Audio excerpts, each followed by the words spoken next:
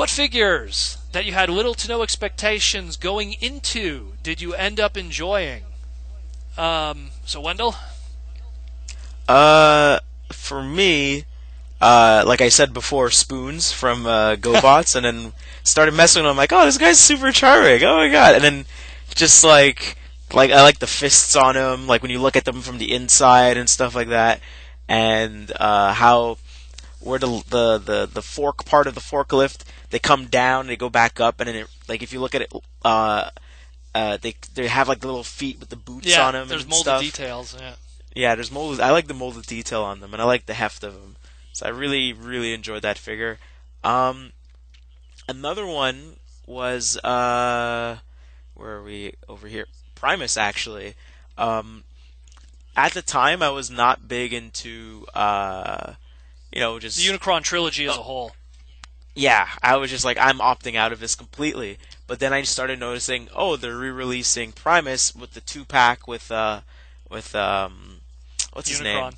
Unicron, basically. And I was like, okay, what's the deal with this? And then Daniel told me, but he couldn't pull it out from his shelf because, he was like so far back. And so I was like, all right, I'm going to go on a hunt. And this is when I was like starting, I think I had just finished my first TFCon or second TFCon. I started being on the boards, more active on the boards, basically, of Cybertron.ca, and so I managed to find one, and I really, really dug them once I started messing around with them, started playing with them, realizing the key does, like, the key gimmick really works well with them and everything like that. I was just super surprised, and then unfolding this sphere into, like, a fully articulated robot. I was super surprised. And I found what I liked about him was, unlike Unicron kind of had 2 shell pieces hanging off of his ass, where this one did a really good job of not really seeming like a shell former.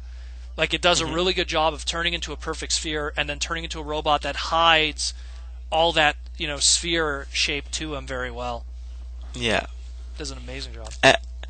And I think another one is MP Wheeljack. Yeah. I was a big surprise. Like, I was a big surprise. That's actually one of mine too. I'm a big fan of Generations Wheeljack. A giant fan. I love that thing. I mean, just the way the toy is, just the way he looks and stuff like that, and then getting the Lancia mold back again. And like you get it, and you're like, oh, okay, I get it. Same old, same old. And when you start messing with it, you start opening it up and everything. I was super surprised. I was like, what? This is really cool and really good looking. Holy crap! Like, just amazing. Just an amazing toy, basically. And that's, what? I'll throw in the newer Masterpiece Optimus Prime. MP10. Because MP10. Yeah, MP10, yeah, because I saw MP1 before. A friend of mine had him. Was it 20th or 25th 20th anniversary? anniversary at the time. Yep. Yeah, 20th anniversary. And sadly, he brought that to work. I don't know why he would bring that to work, but he brought it to work because he liked it, and he had it on his desk, and some guy came by, messed around with it, and sadly dropped it and broke it. God. Yeah. And so when I saw it, I was like, that thing is huge. And he's like, do you mind if I pick him up? And he's like, sure. I'm like, this is like a little baby. What the hell? Yeah, it was heavy die cast at the time. Yeah. I do have MP1, but the black version, and I have not touched it. I have not opened it, messed around with it at all, surprisingly. But I do have MP10. I got was it the American? It's the American release, yes. Yeah, I got the American release, which is actually the better one. And just to see how the cab just goes into the chest perfectly. Maybe the only gripe I would have about it is the legs, but I mean, seriously, that's nothing. Like, the legs are awesome when they're legs, but when they're, I guess, the back end of the cab, like the part that holds the trailer, but still, like, I can't fault them because they do what they do. But the fact that the cab and the chest and everything just comes together so well, and I was very surprised. Like, oh, okay, I see how that works, and I was just like, oh, and then the fact that it has the Matrix gimmick, and it works very well, and it doesn't. I don't find it hinders the toy at all. No, it doesn't. So those are mine. For me, oh man. Oh, you got a list? You got a big list? Well, it's just because as a completist, especially, you pick up a lot of stuff with a lot of just like you're picking it up because you're picking it up, and so there's not much of an expectation with a lot of stuff. They're from different angles. I fell in love with characters that I had no expectations, and then end up falling in love with the toy and the character. I always bring up Cybertron Repugnus, which was a repaint from Cybertron. Wasn't much of an amazing toy when I first picked it up, but then as I read the bio, it started to really flesh out the toy more for me, and I really enjoyed it. Okay. Just mentioning before, like Rook. Rook was another one of those where got it just for the sake of completing the collection, so to speak, and ended up really liking the toy as a result of it. You mentioned MP Wheeljack. MP Wheeljack was one of those things where it was like, I knew it was going to be awesome because it was an MP toy. I didn't realize how much I was going to love this toy. The engineering on him was insanely well done. It was like so good that I couldn't believe it. I couldn't believe how perfect they did it. It was better than the Datsun brothers, which I was looking more forward to. I was looking way more forward to Prowl, Blue Streak, and Smokescreen and stuff, and yet Wheeljack I don't know why, but I find the Datsun brothers, they kind of have skinnier legs. They were, you know what? I don't know why that bothers me. I don't know why. They were the weaker release, which I was shocked because those were the guys I was actually way more looking forward to.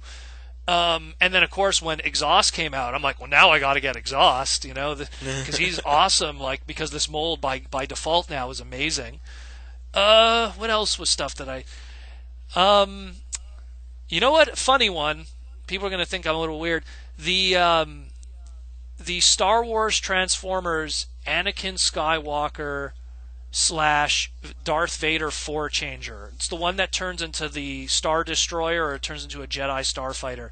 It's a weird toy, but I went into it having no expectations. It was on super clear. This was like a leader class size toy that was originally in retail for I think it was $49.99, and then it was on clearance at Winners for $10. And so I picked it up, and I'm like, okay, let's see. And it was a very good toy. It has a fun gimmick where you could open Vader's head, and Anakin's face is under it, and it glows, and it has the scar on his face, and it talks. And it's one of those toys you go into it, you didn't expect much. And then when you pick it up, you're like, oh, hey, this isn't too bad, and especially for $10.